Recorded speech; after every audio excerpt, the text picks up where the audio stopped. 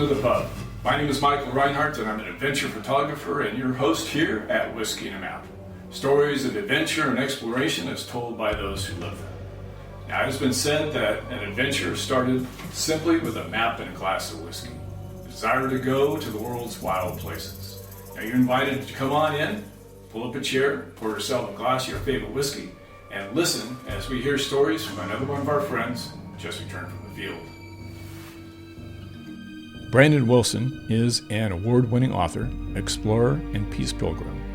He was awarded the prestigious Lowell Thomas Gold Award for Best Travel Book and is an International Fellow of the Explorers Club. He has trekked more than 12,000 kilometers in a search for meaning and enlightenment. Welcome, everyone, to another episode of Whiskey and a Map. Today we have Brandon Wilson. Brandon Wilson is an award-winning adventure and travel writer. Brandon, welcome. Thanks, Michael. Good to be here. Brandon, how did you start on this journey? Well, it's like you have plans for what your life is going to be, but it never ends up being exactly what you have planned. And I think the process has evolved. The process of travel has evolved from a couple kids with a backpack, wanting to see the world on a budget, on a shoestring, going around working off a list of things that were on our bucket list and our must-sees, and turning it into something much more self-reflective, much more conscious traveling, and what I like to call traveling outside while traveling within.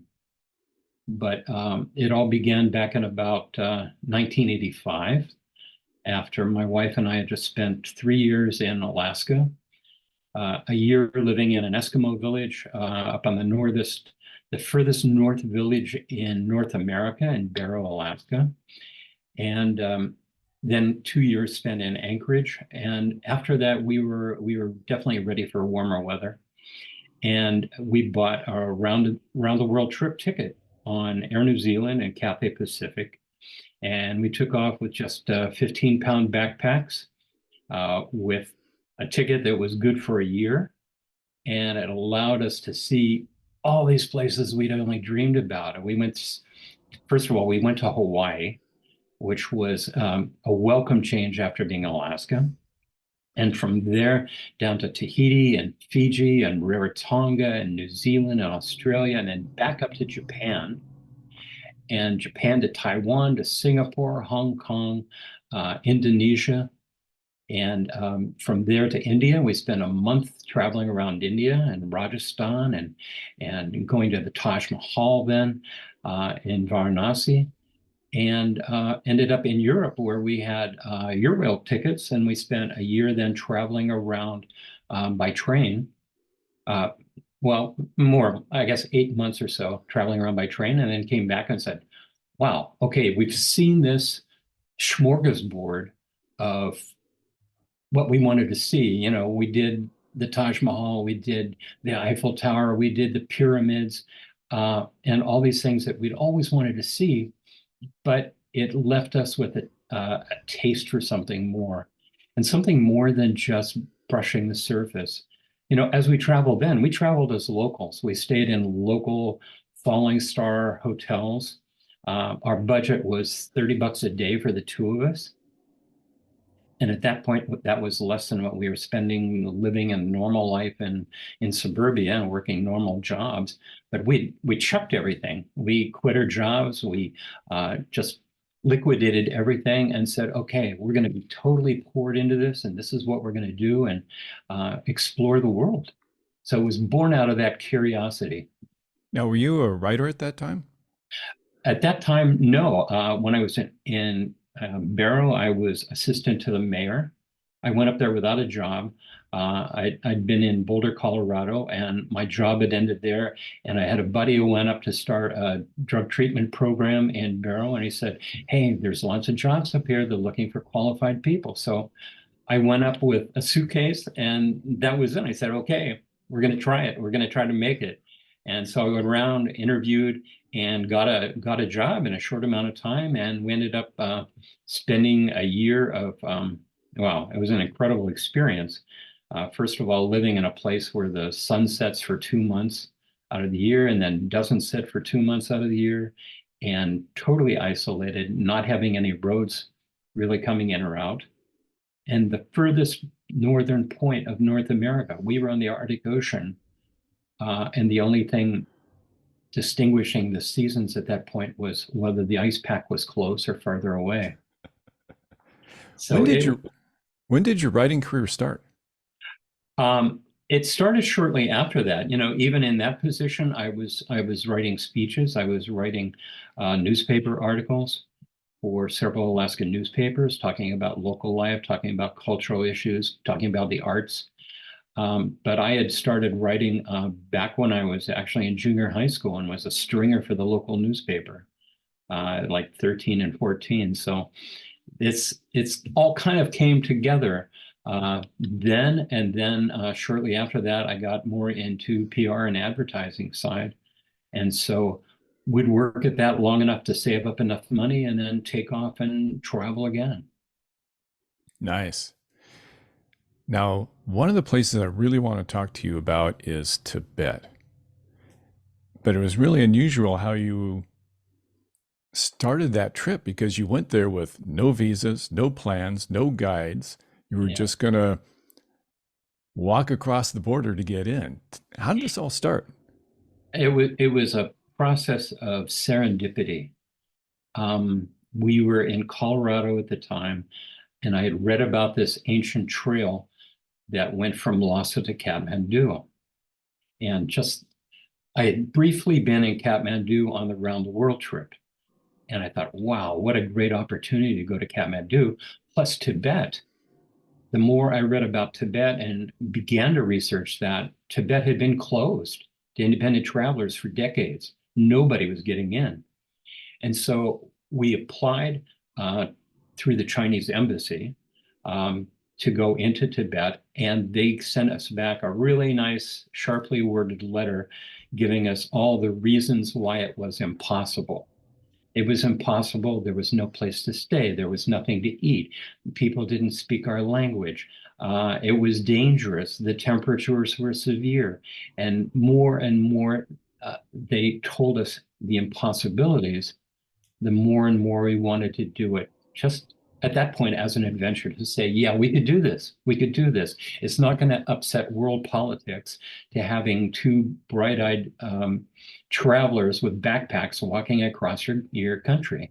So we kind of filed away their notion that it was impossible, and we said, okay, look, let's go to Kathmandu. We kind of are familiar with that. We had a name of a guy in Kathmandu, and we said, we'll talk to him and we'll see if it's possible.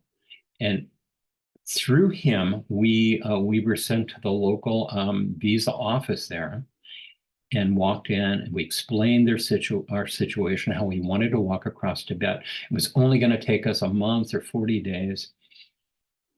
And they weren't really encouraging. They said, well, the border opened yesterday, for the first time in decades. We'll take it under consideration, but we're not making any promises. Talk about timing. Yeah. On the way out of that office, we ran into a Nepalese guy who was working there. And we said, what do you think our chances are? And he said, if the Lord Buddha wills it, it will be. The next day, we contacted them and we found out that we were granted visas, 40 days visas to walk across Tibet. The only stipulation was that we had to take their sort of propaganda tour when we arrived. And instead of going from Kathmandu to Lhasa, it was from Lhasa to Kathmandu. So we'd have to fly to Lhasa and then walk back to Kathmandu. So I figured, well, we could do that. We could do that. But, you know, then you get down to the logistics. We had no modern maps. Once we were in Kathmandu and we were approved, we shopped around and we said, oh, come here. Some guy said, well, we have the very latest map. As you know, it's the best. So we got this map, which we found later was totally old. But we put everything together. We took off. We took their flight. We took their little tour, their 7-day tour, and then started our walk back. And we picked up some prayer flags. When we were in Lhasa, we went to several of the temples. We went to Potala Palace. We saw where the Dalai Lama had lived as a young boy. We saw his old car that was still in ruins laying in the courtyard. And Lhasa at that time was very, very different from what it's like now. Today, it's become totally Sinoized. It was still, a lot of the old buildings are around. It was still, there were hardly, I didn't see any Westerners at all when we were there. Today, it's changed greatly, and a lot of buildings have been torn down. It's been modernized and turned into sort of a Tibet museum piece. But in those days, we got everything accomplished we needed, and we took off with our backpacks. We had so much gear with us, Michael, on this trip.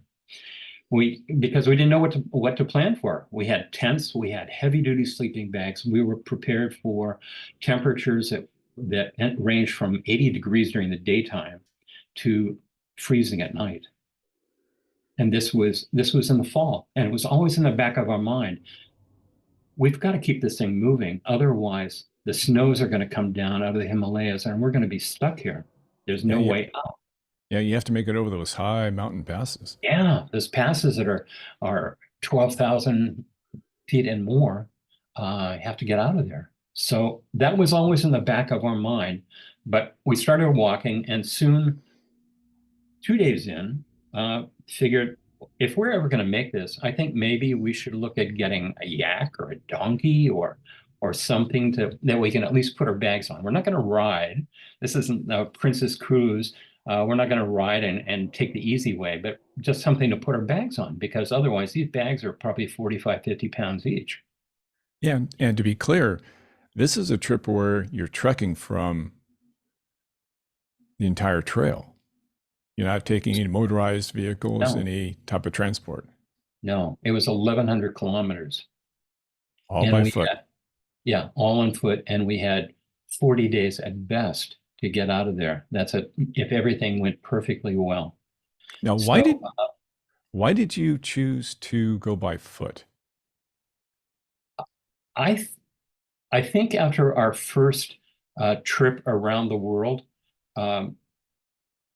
we found that taking public transportation and flying and taking the train, even though it's great if you're on a limited amount of time, it shelters you from a lot that you would normally experience.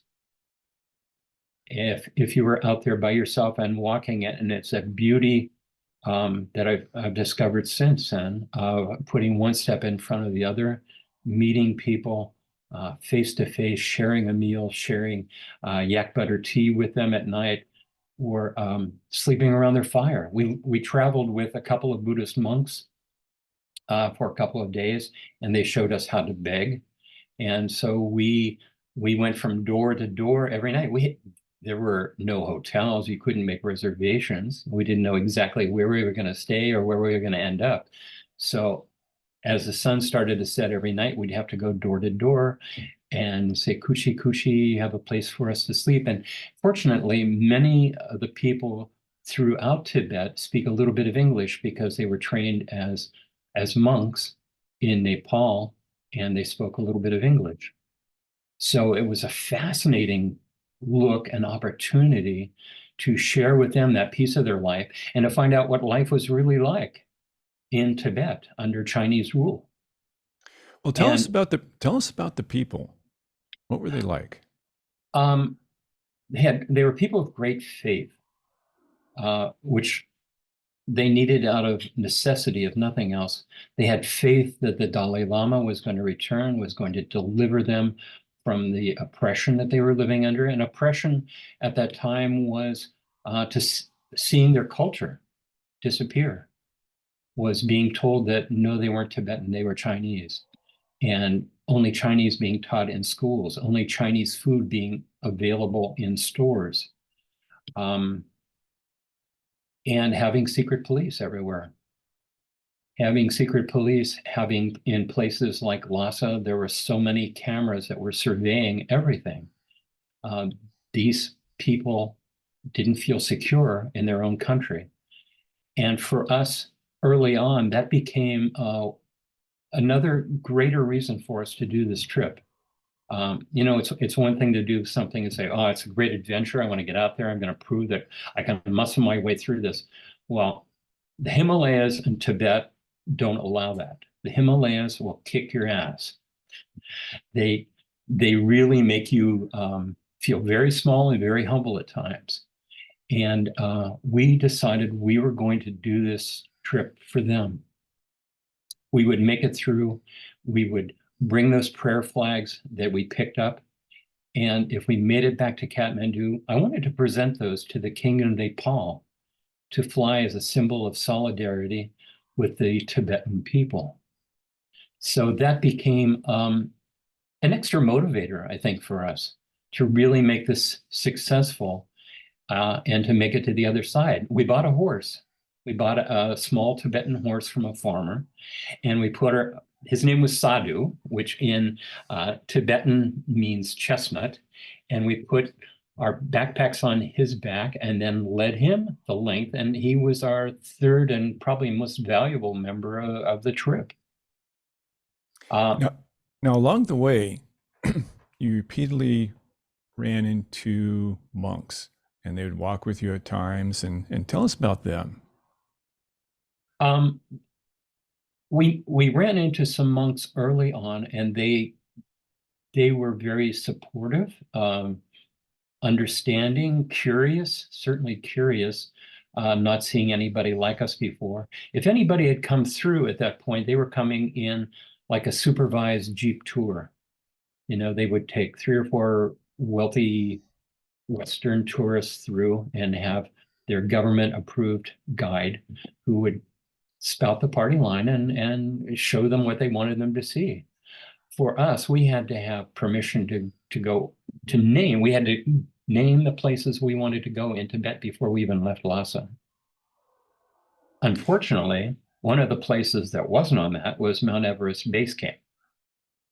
Now, for me, getting that close to Mount Everest, seeing it, walking in its shadow for days and having it kind of call to me and say, oh, wait a minute, I'm this close, I'm 2 days away and I can't go off this path. So Cheryl and I ran into some bicyclists who had come from the other side. They'd sneaked in from Chiang Mai and had come in from the other side, and or Chengdu had come in from the other side, and they were going to bicycle to Everest and Everest Base Camp. And it sounded crazy to me because, that time of year, who wants to go up another couple thousand feet? And again, the time is ticking. You're getting closer. You can smell Nepal is close by, but you still got a couple of weeks to go. So Cheryl and I went to the top. We were in Tingri, a mountain town with a market. And as we're sitting up there on top of this mountain, sort of meditating, should we do this? Shouldn't we do this? What are we going to do with the horse? We can't take the horse. All of a sudden, I hear what sounds like, it sounds like what you hear in movies. It was like, pew, pew, ping, and these pings coming closer and closer to us. And it dawned on me, oh, hell, we're being shot at. And so we hit the dirt and we started screaming, hey, hey, hey, we're up here. Hey, hey, you're shooting somebody. And it continued. And then there's sort of a loud laughter down below. And at that point, it's as incredible as it sounds. I just kind of sat up and I sat there sort of in a lotus position and thought about this whole thing and said, okay, this is one of those moments. You have to give yourself up to the universe and whatever will be, will be. Well, it happened that a couple of Army officers came running up the cliff then towards us, and in broken English tried to explain what had happened. They said, well, we thought you were birds. Birds? with birds. That's the first time I'd ever been confused with a bird. We thought you were a bird, so we tried to shoot you. So putting it all into perspective, it was at that moment we decided, hey, we should go for it. We should go for it. We've survived this. It's meant to be, and we're going to Everest. So we joined the other guys who had left their bicycles below. We left Sadhu below, and we continued up with some yaks that we hired and a couple yak handlers who took us up to Rambach Monastery, where it took us 2 days to get to Rambach. We camped there overnight, stayed with the monks in the monastery, and then took off the next morning for base camp. And it was amazing. If you've seen that picture of me with Everest in the background, that's a shot of me at Everest Base Camp. It's been quite a feeling to have made it that far and then to finally see the mother of all mountains. Yeah, yeah. And yet the realization, it's sort of like you've made it this far and yet you've got so far to go. And knowing that, yeah, it was back downhill to Tingri, but then another week or more to try to make it to Nepal's border. Because once you hit the Friendship Bridge, then it's all downhill into Nepal, and you go down several thousand feet very quickly. But we were rushed. We were still looking up at the mountains. We were still looking at the snow that was even more threatening as the days went on. And we thought we had made it. We thought we had made it. We were one day outside of Nepal, and we woke up and everything was covered. There was snow everywhere. There was snow on the trail, on the road. There was only the road at that point that occasionally trucks would go down through, so we could walk within their little pathways. But we made it that close, and then just slid down the rest of the way down into Nepal, and getting across the border, going through border control, and people saying, what is this? It's a horse. Horses can't come to Nepal. And looking back on it, I kind of did the Jedi mind trick. This horse is going to Nepal. No, horses can't go to Nepal. Yes, this horse is going to Nepal. Until finally he said, yes, this horse is going to Nepal. So we got into Kathmandu, and it was kind of a parade as we were followed by local kids who were looking at this strange couple, rather beaten up with their horse, which they don't see very much of on the road in Nepal these days, walking into Kathmandu and not having a place to stay. It's not like you can book the Ramada Inn or something in downtown Kathmandu, but finding a horse, a place to stay in Kathmandu, and we went around. We went to probably 4 or 5 different places, and they said, well, do you have a place? Yes, you can stay here, certainly. Well, what about our horse? Your horse? They would come out, and everybody would look at the horse from top to bottom and up and down and sideways and said, oh, we have no place for a horse here.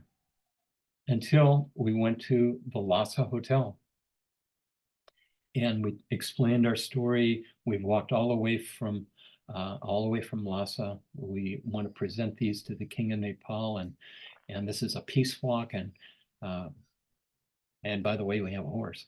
And he said, you have a horse? And he came out and he looked at Sadhu and looked at us, and he said, you're most welcome here. Nice. And he let us all in. He brought the horse into the lobby, invited the horse up to the banister, and sent one of the girls out for hay and zampa, and Sadhu had a great meal that night. Now, before we leave Tibet, there was something that struck me about when you would go visiting people out in the countryside, and as a gift, you gave them a photograph. You recall that? Can you tell us about that? That really struck me. One of the things we brought with us was a stack of pictures of the Dalai Lama. And that was very forbidden at the time. It still is. but as a gift to people who let us stay around their fire or shared something with us, as a small symbol of our gratitude to them.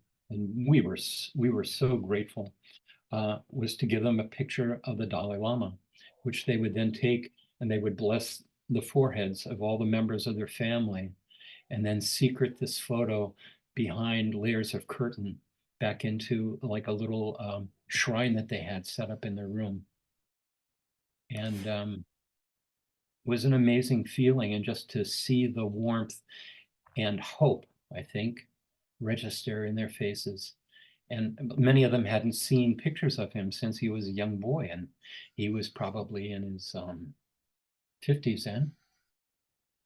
So to see pictures of him now and recognizing him and knowing that he's still there, and they still eagerly await his return. It seemed to me when you were recounting that in your book that it was probably the best, most valuable gift you could have brought them. And these people who were so generous to you along the way. It was, and I hope those people are still around, and I hope that that photo is still on their altar after all these years. Switching gears a little bit, one of our traditions here at Whiskey as a Map is to have our guests tell a good drinking story. Do you have a good drinking story for us? Drinking story. That was kind of a long drinking story. And I guess another story is when we went stalking mountain gorillas in Africa. Tell us about that.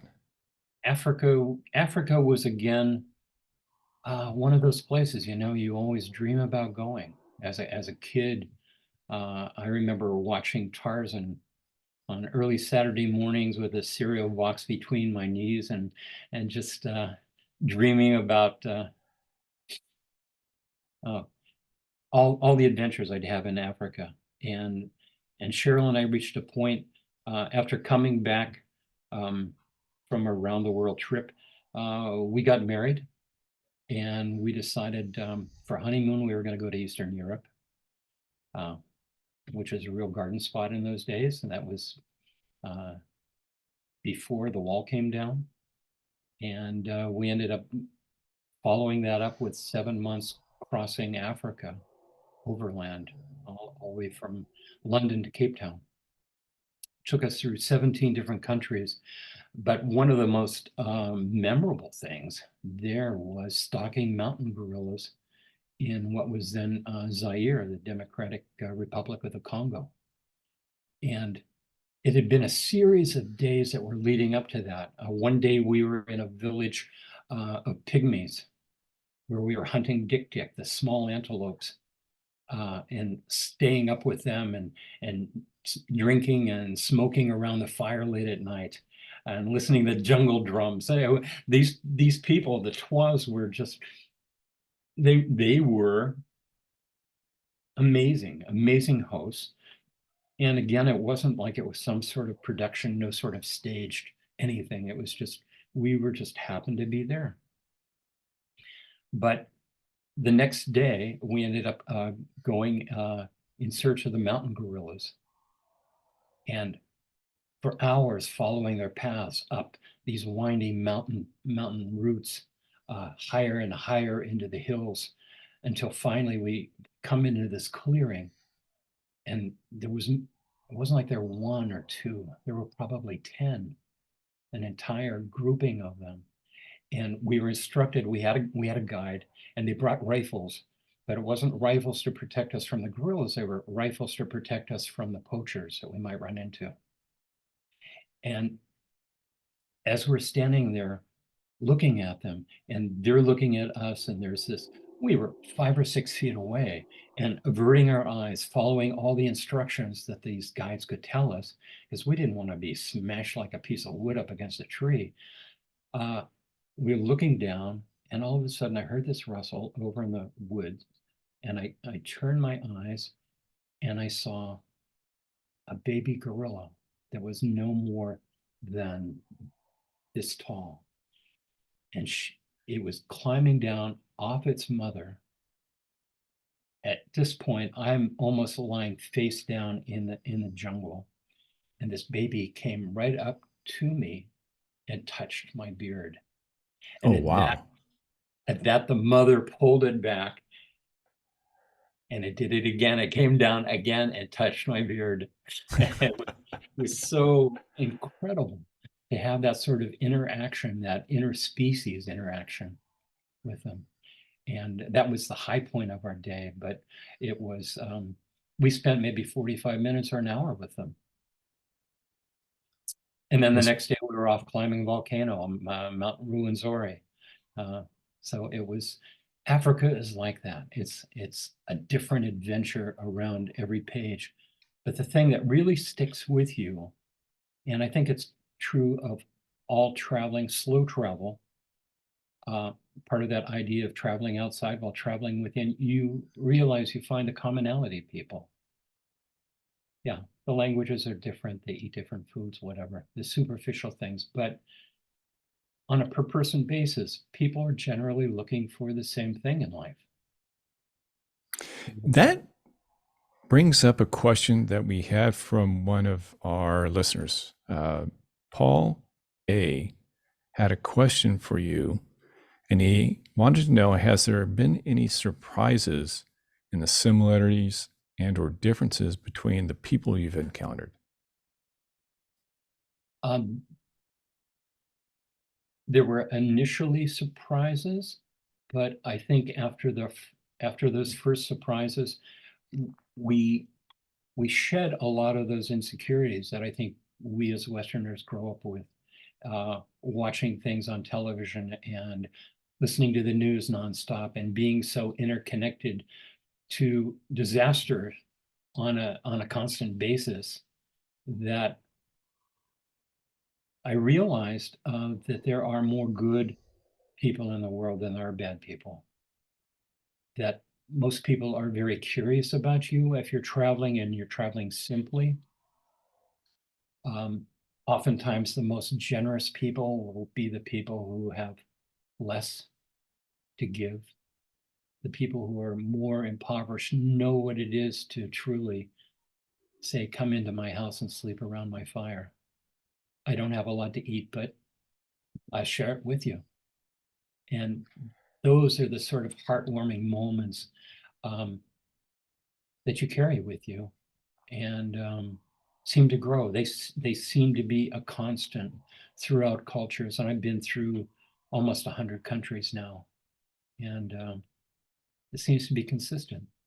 I think in one of your books, you referred to them as angels who would come and help you. Yeah, they are angels. And as I've gotten more into long treks, because I enjoyed that so much, trekking across Tibet was really unique and really a very worthy way to experience it and to notice the minutiae in life, to take pleasure in seeing the frost on the grass in the morning, or to smell the thyme in the air, or the small things.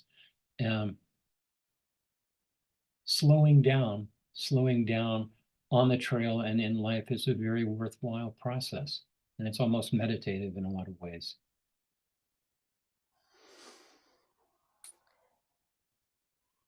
And then you took the trip from France to Jerusalem along the Templar's Trail.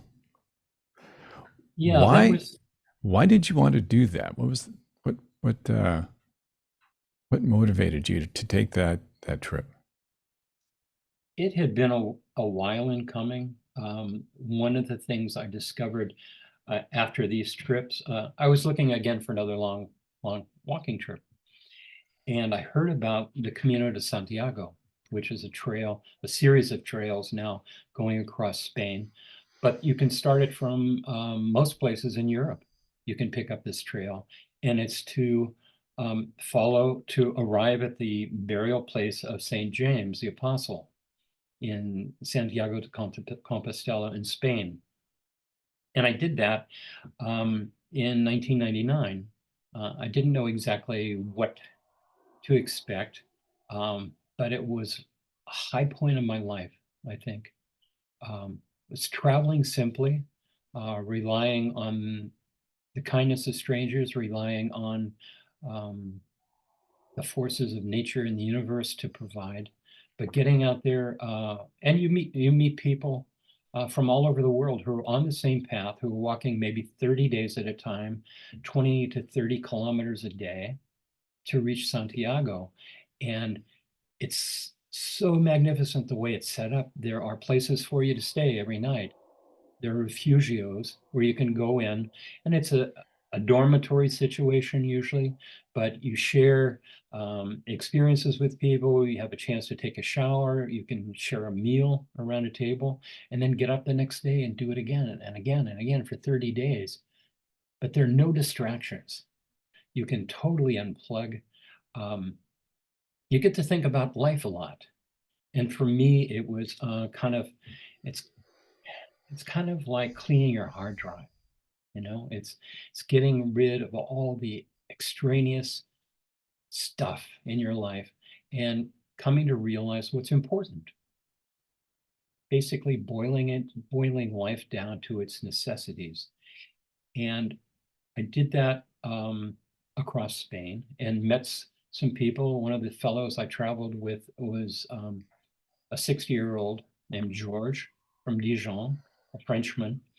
And we kept in touch over the years until one day he contacted me in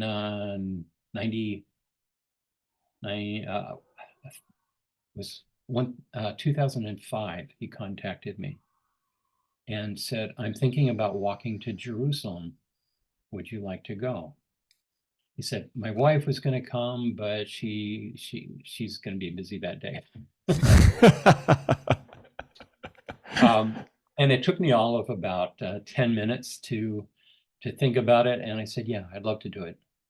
And I oftentimes find that you know when it's right. When you hear the proposal, you know when it's right and when you want to do it. If you think about it too much or too long, we think too much and we convince ourselves not to do it. It's impractical. So yeah, I decided to do it. And not only had I done the Camino, but in between, I also did the Via Francigena, which goes from Canterbury to Rome. I did that in 2 sections of 30 days each. And then I'd walked across Norway on something called the St. Olaf's Way, which was another 30-day hike. But each special in their own way, each slow travel, you're locked into going 4 or 5 kilometers an hour.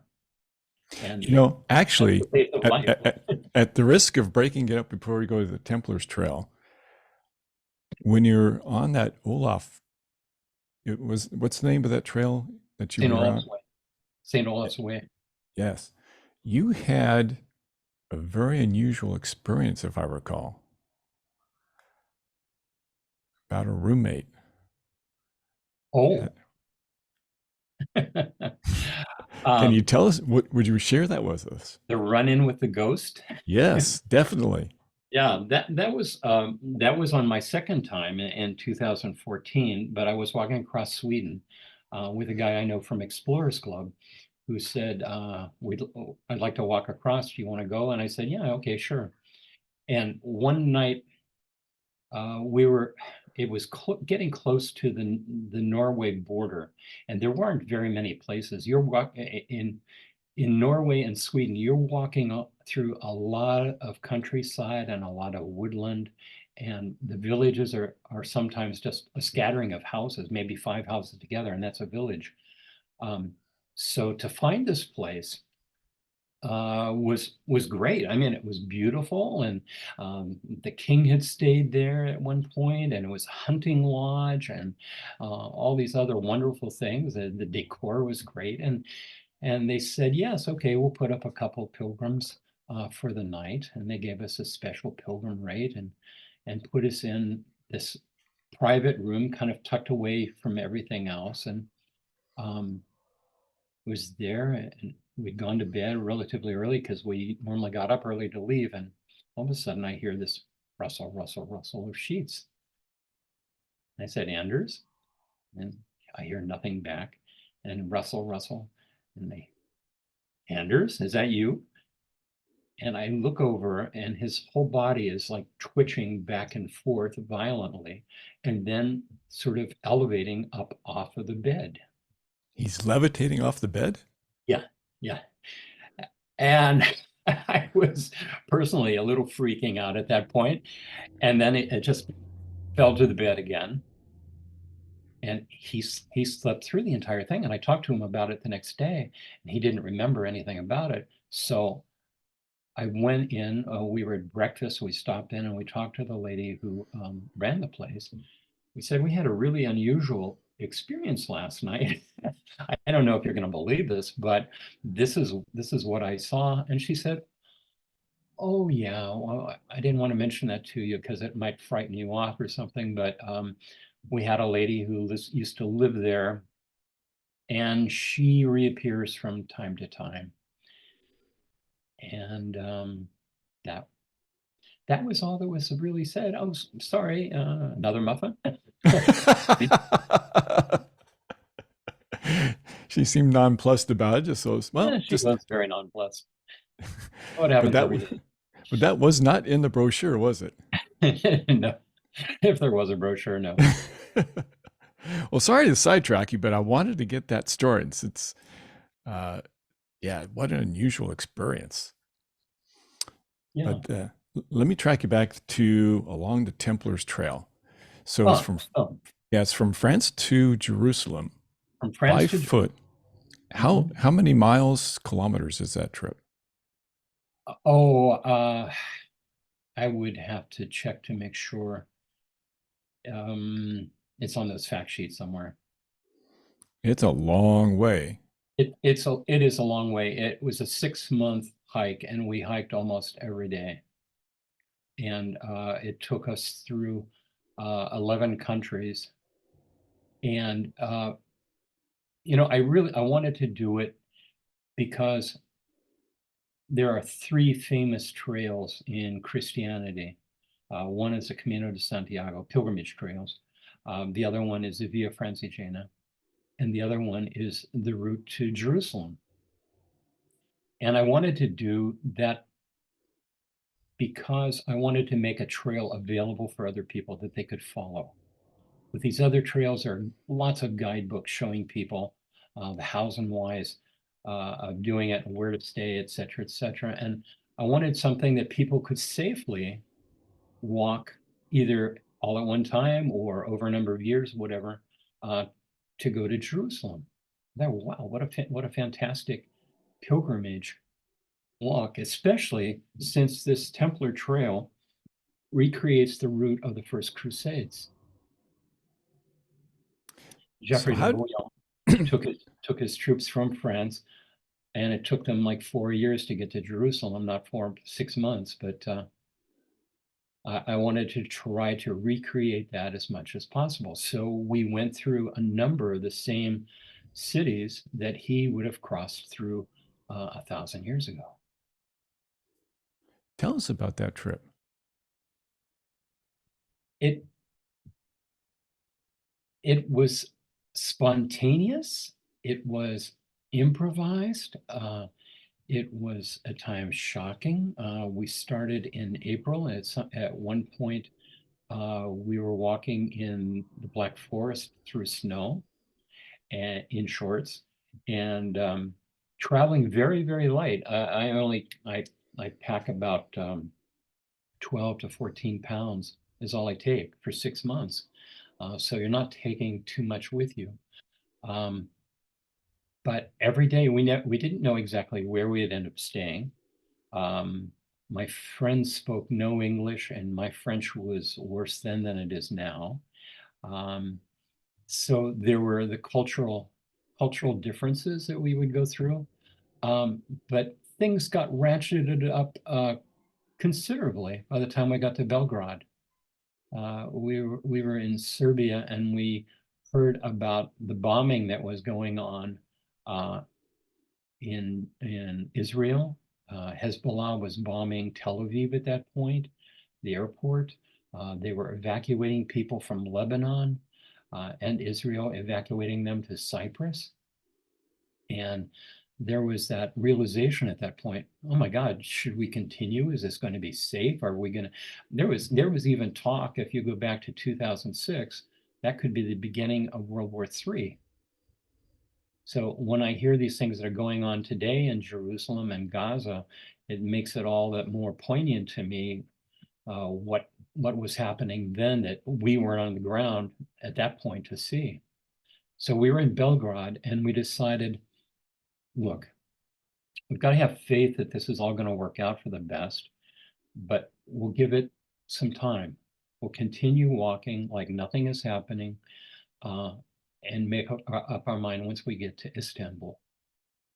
Istanbul at that point was another month and a half away.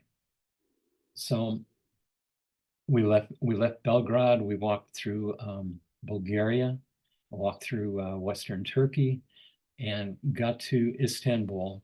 By that time, there were some real decisions that needed to be made. Again, wanting this to be a path that other people could follow safely, could be a meditative experience, could be a wonderful fellowship building experience with other pilgrims. You don't want to get people killed. And it wasn't on my plan, my day planner. I planned on coming back. So once we were in Istanbul, things had decidedly changed. Syria was no longer safe because we had planned on going through Syria into Jordan, walking through Eastern Turkey. Eastern Turkey at that point, they were having trouble with the rebels there. They had some a variation of bird flu that was going on. They were putting birds through chippers to eradicate that. And my friend, who is a diabetic, elderly, he was just losing his steam. The days were too hot, and he couldn't manage anymore. And his wife was coming to meet him in Istanbul anyway, and we decided to part ways there. For health reasons, he would return back to France, and I would continue by myself then. So now you're in Istanbul. You're looking across, there's the Eastern Mediterranean, and there's nothing but bombings and shootings and violence and high risk. So what'd you do?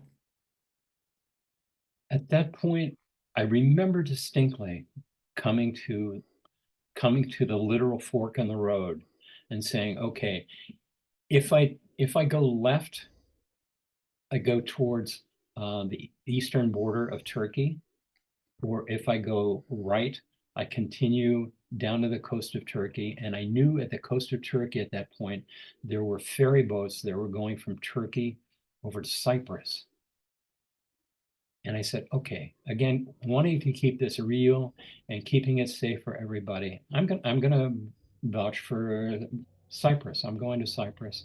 So I caught the connection there and then walked across Cyprus, which was a fascinating trip and ties into the Crusades as well. It's during the Third or Fourth Crusades, they came through Cyprus. And then from Cyprus was a short trip from there by ferry again. I caught a cargo ship that had a few seats on it, and I caught a cargo ship from Limassol going into Haifa. And in Haifa, then I connected with the Israel National Trail. And that was a wonderful way to experience again Israeli life, meeting trail angels. They had set up trail angels along the way, so I could actually stay with Israelis every night and experience what life was for them. I stayed with some kids out in a place in the woods during Rosh Hashanah. I was with a military colonel and his wife one day, and I was at a monastery another day, and it was just a great way to experience Israel one step at a time. Until finally, just before my birthday, was like 6 months into this. I arrived in Jerusalem, And and how did it feel walking those oh, steps into the city? it was dreamlike, and it was it's something you anticipate for so long, and then when you're actually there, it goes all too quickly. It goes all too quickly, and I was dead tired. I hadn't had a break. Hadn't had a break since I set off on my own, and before that, I think we'd only taken like a day rest every month. So it was wonderful to finally be there, and I saw and participated in the things I wanted to do, and um, it was a fulfillment of a dream, and at the same time, I felt like, I hope I'd accomplished something more than something just personal, that it was opening up this path for other people.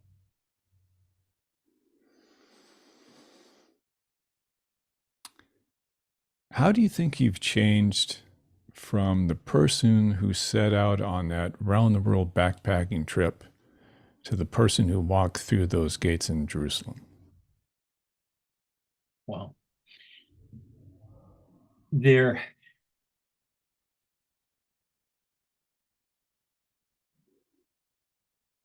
a number of ways. I've learned, I think, what's important. And you talk about any sort of enlightenment that you might gather. Um, it's been enlightenment a step at a time. It hasn't been earth-shattering all at once, the flash of light, and this is the secret to the universe. No, it's it's finding the interconnect interconnectability of everybody and things, how we're all so interdependent, our lives are intertwined, even though we may not realize it at the time. It's a rediscovery of what's important in life. It's sort of Thoreau's notion of going to the woods and finding out what's important, how best to spend your life. For me, I came back and found new purpose. I had been working in advertising before then and did that for a long time, and found that as a way to give myself the financial means to do this kind of stuff. But daring to write about these experiences, daring to write 4 books about these different journeys. And I wrote about, during each of these trips, I wrote at the end of each day, while I was still tired and still sweaty and hadn't bathed in 2 weeks, and everything was still very raw and very stream of consciousness at times. But I wanted that. I wanted that. I didn't want to forget those things. I didn't want to forget those impressions along the way, because that was what was important. It wasn't, it was more than just the story. It was the change that was taking place, the people that I had met, who had shown me what was important, and having that faith, having that closeness of family, having love in your life. But those are the important things. It's not what we're buying and or where we're going on vacation. Now, you have at the end of your book something that really struck me, and it's called Lessons of the Trail. Can you share those with us? Sure. Lessons of the Trail was something I wrote after the Camino. Originally, I was had a glass of wine or 2 or 3 in the bar, and sat down and said, okay, what has this really shown me? So the lessons of the trail: be trusting, have faith that the trail knows where it's going, even if you don't. Be generous, travel lightly. All in life is a gift. What you don't need, give away. Be kind.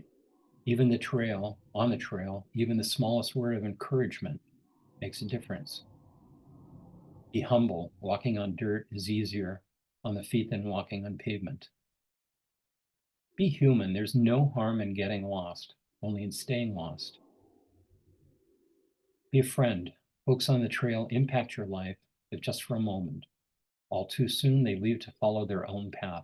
Don't resent this. Bid them a good journey. Thank them for their gift. Be content and savor the small victories now along the way. Be patient. When nature calls, going in that extra little bit can be the difference between squatting in a cold, wet field or likewise in a warm cafe. Be grateful. Even the smallest things on the trail are either a gift or a lesson. Be flexible. Sometimes trails just vanish. That doesn't mean you're on the wrong path. There's just a better one now. Be focused. Never look back. Sempre directo. Always ahead. Be courageous. A mountain is always highest when you're climbing it. Be hopeful. Tomorrow's another day awaiting with the possibility of success. Be happy. Laughter and song are nature's tonic for adversity. Be aware. It's the journey that ultimately matters, not the destination. And above all else, love all living things on the trail. Love God, your fellow travelers, and yourself. And that was one of the lessons for me on each of these trails, and walking in solitude oftentimes for 30 days at a time is just processing all the events of your life, learning to forgive yourself for your mistakes and your parents and all those people who affected your life one way or another along the way. But just be forgiving and realize your humanity. Any final thoughts or advice for people who want to undertake these type of pilgrimages? I would totally recommend them to you. There are so many more resources available these days. Resources available for instance, crossing the Alps. You know, that was another trail we recently taken on the Via Alpina. There are a series of 8 or 10 different long distance trails that stretch across Europe. And Cheryl and I did that trick a few years ago across 8 different countries, and was another 4 months of walking and climbing a mountain every day and sleeping at a lodge at night on a hilltop, usually a pretty rustic lodge, but at least having a shower and a cold beer at the end of the day and having a good night's sleep and walking down the mountain and walking up another mountain. So the resources are there now that people can do this. And I think people today are looking for more meaning. There's so much confusion, so much strife in the world. And I think we're made even more aware of it these days because of mass media, our interconnectedness via social media and television. And people just need to unplug. People need to get back to basics and find a peace within. And once you find that peace within, it's easier to realize that there can be peace without. Well said. Brandon, it's been a pleasure talking with you. I hope others will follow in your footsteps and gain the experience and the enlightenment that you've been able to achieve just by walking and taking your time to travel and see people and actually meet them. It's been a pleasure.